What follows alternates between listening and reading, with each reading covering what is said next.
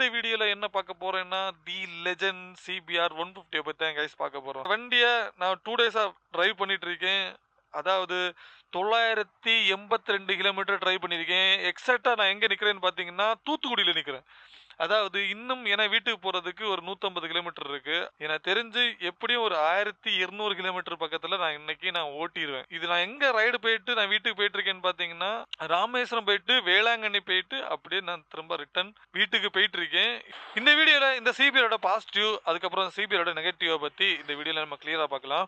இந்த வண்டியை நான் ரைடுக்கு எடுத்துட்டு போக முன்னாடி இந்த வண்டிக்கு நான் கிட்டத்தட்ட ஒரு 12,000 பக்கத்துல நான் செலவு பண்ணேன். அதாவது ஒர்க் ஷாப்பில் மட்டுமே 9,800 பக்கத்தில் வந்துச்சு. 9,800 ரவுண்ட் ஒரு 10,000 வச்சுப்போம், சரியா? 10,000 பக்கத்தில் வந்துச்சு. அதே மாதிரி டயர் மாற்றிருந்தேன். டயர் சேஞ்ச் பண்ணுறதுக்கு கரெக்டாக 2,000 ரூபாய் ஆச்சுங்க. ஸோ கிட்டத்தட்ட 12,000 பக்கத்தில் நான் இந்த வண்டிக்கு நான் செலவு பண்ணியிருக்கேன். செலவு பண்ணிட்டு இந்த ட்ரிப்புக்கு எடுத்துட்டு வந்தேன். ட்ரிப்புக்கு எடுத்துட்டு சின்ன பயம் இருந்துங்க. ஸோ ஏன்னு பார்த்தீங்கன்னா இந்த வண்டியோட மாடல் பார்த்தீங்கன்னா 2012 மாடல். அதாவது இந்த வண்டிக்கு ஒரு 15 வயசு கிட்ட ஆகுதுங்க. 15 வருஷம் ஓல்டு வண்டி. இந்த வண்டிக்கு ஸ்பேர் கிடைக்காது. அதே மாதிரி வண்டியை கொண்டு தெரியாதனமான ஒரு ஒர்க் ஷாப்ல கொண்டு விட முடியாது. ஏன்னா ஒர்க் ஷாப்ல கொண்டு போனோடனே தம்பி இந்த வண்டியை நாங்க வேலை பார்க்க மாட்டோம் அப்படின்னு சொல்லிட்டு துரத்தியே தள்ளிடுவாங்க. வேணா டூல்ஸ் எடுத்து மண்டையில கொட்டிடுவாங்கன்னு சொல்லலாம். அந்த மாதிரி ஒரு சிச்சுவேஷனுக்கு உள்ளான ஒரு வண்டி தான் இந்த சிபிஆர் சீரிஸ். ஓகேவா? 250 இருந்தாலும் சரி 150 இருந்தாலும் சரி. அதனாலேயே இந்த வண்டியை எடுத்துட்டு ட்ரிப்பு போறதுக்கு நான் பயந்தங்க. அதான் உண்மை.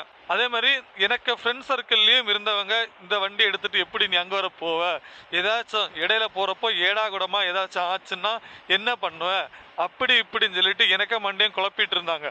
நான் கரெக்டா இருந்தேன். இல்ல நான் என்னோட வண்டியில தான் கண்டிப்பா பெய்யே ஆவேன் அப்படின்னு சொல்லிட்டு ரொம்ப பிடிவாதமா இருந்தேன். ஸோ அதனாலேயே இந்த வண்டி எடுத்துட்டு வந்தேன்.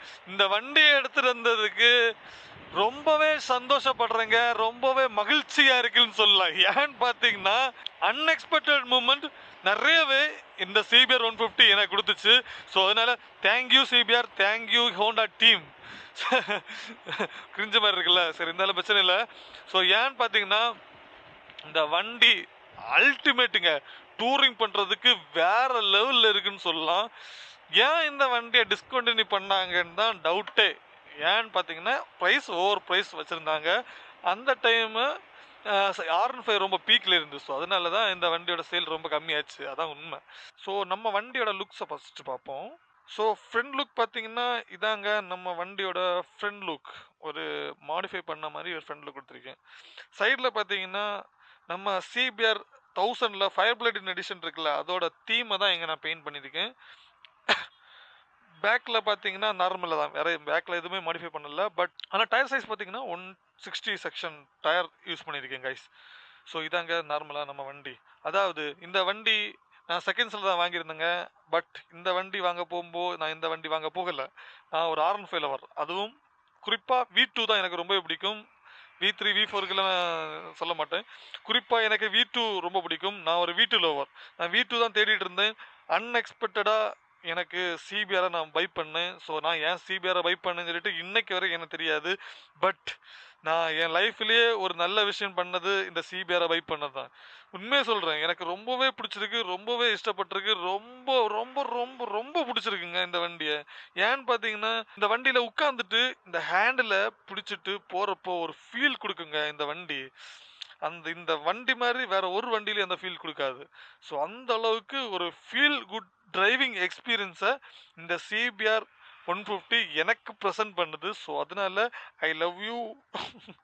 ஸோ அதனால எனக்கு இந்த வண்டி எனக்கு ரொம்பவே பிடிச்சிருக்குன்னு சொல்லலாம். இது நார்மலாக ஒரு சிபிஆரை ஓட்டினா ஊருக்குள்ளே ஓட்டினாலே நான் இதை நான் சொல்லிடுவேன். உண்மையாக சொல்கிறேன், ஒரு 50 கிலோமீட்டர் ஓட்டினாலே சொல்லிடுவேன். இப்போ கரண்டாக நான் 984 கிலோமீட்டர் ஓட்டியிருக்கேன். ஸோ இன்னும் ஒரு 150 160 170 கிலோமீட்டர் கிட்ட ஓட்டுவேன். எப்படியும் 1200 கிலோமீட்டருக்கு பக்கத்தில் இந்த வண்டியை நான் ஓட்டுவேன், சரியா? இந்த வண்டி இவ்வளோ கிலோமீட்டர் ஓட்டுனதில் இந்த வண்டியோட எக்ஸ்பீரியன்ஸை நான் சொல்கிறேன் கைஸ். ஸோ கைஸ் இந்த வண்டி பார்த்தீங்கன்னா ஒரு பியூர் ஸ்போர்ட் வண்டி கிடையாது. இது ஒரு டூரிங் ப்ளஸ் அதாவது ஸ்போர்ட்ஸ் வெஹிக்கிள். அதாவது டூரிங் ஸ்போர்ட்னு சொல்லுவாங்க. அந்த கேட்டகரியில் தான் இந்த வெஹிக்கிள் செய்கிறேங்க, சரியா? வண்டியாக ரொம்பவே ஸ்போர்ட்டிவாகவும் இருக்காது, ரொம்ப அப்கிரேடாகவும் இருக்காது, ஒரு மீடியமான லெவலில் இருக்கும், சரியா? ஸோ ஆனால் நான் ரொம்ப ஹைட்டு. ஸோ அதனால எனக்கு கொஞ்சம் கொஞ்சம் கஷ்டமான லெவல்ல தான் இந்த வண்டி எனக்கு சூட் ஆகும். பட் இந்த ரைட்ல இந்த வண்டிய வச்சு சரியா எக்ஸ்பீரியன்ஸ் பண்ணியிருந்தேங்க. ஸோ அது பேர் என்ன ராமேஸ்வரம் ரைட்ல ராமேஸ்வரமும் பயங்கரமா இருந்து, இந்த வண்டியோட எக்ஸ்பீரியன்ஸும் வேற லெவல்ல இருந்து. இன்னொன்னு நான் பயந்து வந்தது வண்டி எங்கேயாச்சும் ஆஃப் ஆகும்ன்னு. லாஸ்ட் வரைக்கும் ஆஃப் ஆகல. ரொம்ப தேங்க்ஸ்ன்னு சொல்லலாம். அது கடவுளுக்கா இருந்தாலும் சரி, ரொம்ப நன்றி. இந்த வண்டிக்கும் ரொம்ப தேங்க்யூடா. என்னன்னு பார்த்தீங்கன்னா, செயினு, கோன் செட்டு நார்மலாவே நம்ம ரொம்ப தூரம் நார்மலாவே ரொம்ப தூரம் போனா லூஸ் ஆகும். ஆனா நான் கோன் செட்டை டைட் பண்றதுக்கு நான் ஒரு கடையில கொண்டு விட்டேன். அவங்க சொன்னாங்க, இந்த வண்டியை நாங்க தொட மாட்டோம், பண்ண மாட்டோம் அப்படின்னு சொல்லிட்டாங்க. அதே மாதிரி செயினை டைட் பண்றதுக்கும் கேட்டேன். இந்த பெடாக் ஸ்டாண்ட் இல்ல, அதனால பண்ண மாட்டோம் அப்படின்னு சொல்லிட்டாங்க.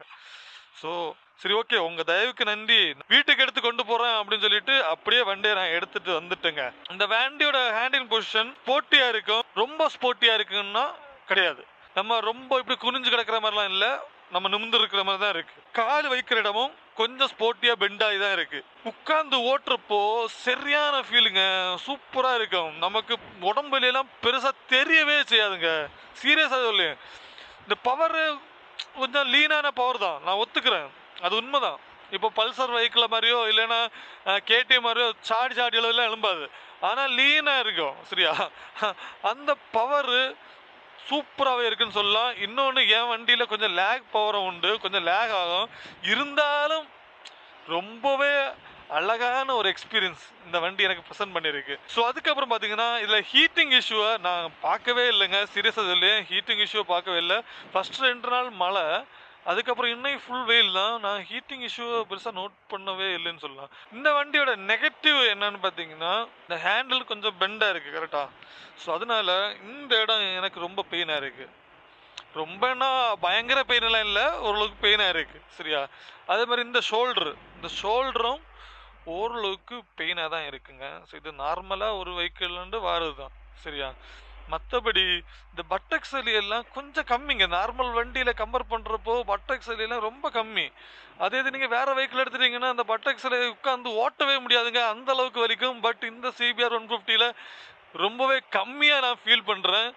ஏன்னா இதில் நான் ஸ்டாப்பாக நான் 250 கிலோமீட்டர் நான் ஸ்டாப்பாக ட்ரைவ் பண்ணேன். இன்னொன்று நெகட்டிவ் சைடு சொல்கிறது இந்த பவர் தான். ஸோ ஆல்ரெடி அதை நான் பாசிட்டிவாக சொல்லிட்டேன். ஆனால் இருந்தாலும் கொஞ்சம் பவர் கூட எக்ஸ்ட்ரா திருப்பி இன்னும் இந்த வண்டி பெட்டராக ஃபீல் பண்ணும். R15 அடித்து தகர்த்தல் இருக்குன்னு சொல்லலாம்.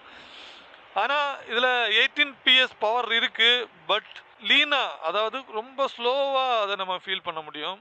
ஓவராலாக இந்த வண்டியை பற்றி நான் என்ன சொல்ல வரேன்னா, ஒர்த்து வர்மா ஒர்த்து, அந்த மாதிரி தான் சொல்ல வரேன். ஸோ யாருக்காச்சும் ஏதாச்சும் டவுட்ஸ் இருந்ததுன்னா கண்டிப்பாக கமெண்ட் பண்ணுங்கள். ஸோ நம்ம கமெண்ட்ஸில் பேசுவோம். நான் ஏதாச்சும் விட்டுருந்தேன்னா ஏதாச்சும் பேசாமல் விட்டேனா ஏதாச்சும் பேசாமல் விட்டேனா, ஸோ இது தெரில ப்ரோ. என்னன்னா இப்போதைக்கு எதுவும் மைண்டில் வரல. So tata, bye bye, next சந்திப்போம்.